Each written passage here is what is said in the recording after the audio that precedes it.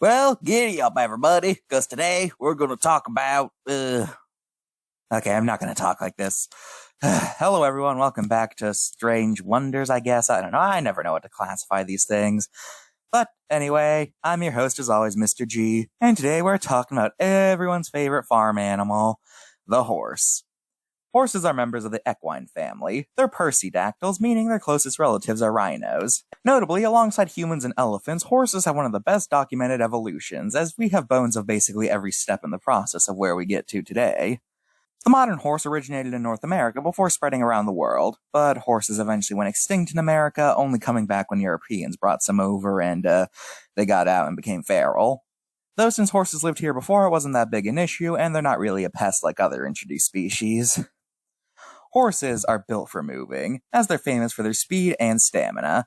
Now, they're nowhere near the fastest animal, but it's the fact they can keep the speed up for a long time that makes them notable. These guys can move large distances without breaking a sweat or getting tired, and horses are capable of standing almost as soon as they're born and running very quickly after. When threatened, horses are known to deliver powerful kicks with their hind legs, which can shatter the skull or break the neck of whatever attacks them. Now they got basics out of the way, let's highlight some members of the horse family. Donkeys are small members of the horse family descended from the African wild donkey, Equus africanus. Donkeys are distinct from horses in a few ways. Like, they have longer ears, they're slower than horses, but they're a lot stronger despite their small size. And they're also more aggressive than horses, as they're known to be more standoffish to threats, while horses tend to flee from danger. Then there's zebras. Native to Africa, these guys are well known for their black and white coats, the purpose of which has confused people for the longest time.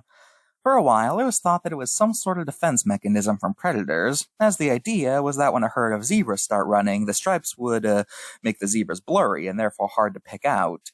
However, most people nowadays think the purpose of the stripes is to ward off biting insects.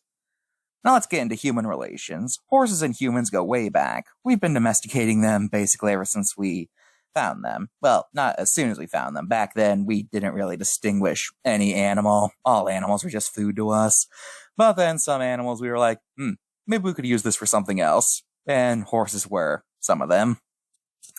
But the thing about horses is that unlike other large domestic animals, we don't breed them for meat or for other products like wool or milk, but rather they're bred for their utility, as their stamina makes them useful to ride and carry things long distances.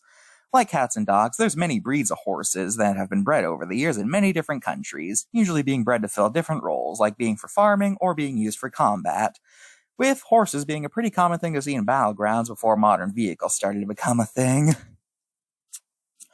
Horses are often used as a symbol for speed. Many stories have been told about horses. Horses have their own genre of film, with the Horse Girl movie. Horses are seen as symbols of grace, and overall, horses have very good relations with us. Donkeys, meanwhile, not as much. We don't hate them, but they're often the butt of jokes. They're well known for their stubbornness and refusal to do things, and donkey is often used to insult someone that has low intelligence. And plus, they're always seen as lower than horses, so while horses are majestic animals, donkeys are goofy more often than not.